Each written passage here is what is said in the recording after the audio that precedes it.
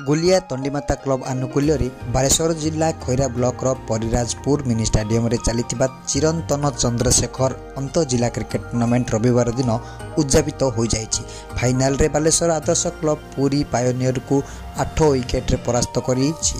प्रथम बैटिंग करी पुरी 20 ओवर रे 8 विकेट हराई 161 रन संग्रह करथिला। जवाब रे आदर्श क्लब 13 ओवर रे मात्र 2 विकेट हराई विजय लक्ष्य हासिल करथिला।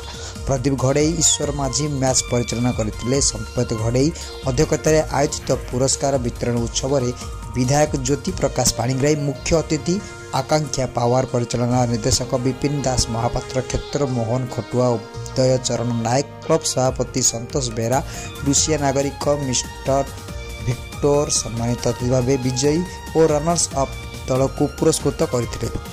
अरुण राउत को मैन ऑफ द मैच और सुमित साहू को मैन ऑफ द सीरीज भाव में पुरस्कृत कर कैलाश माझी मंच परिचालना करथिले।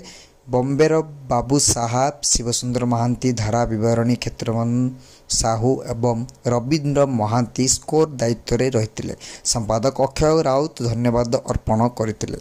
खैरा सिमुलिया विधायक ज्योति प्रकाश पाणिग्राही पतराजीपुर पड़िया को मिनी स्टाडियम रे रूपांतरीकरण करिवे बोली वक्तव्य रे कहिसंती।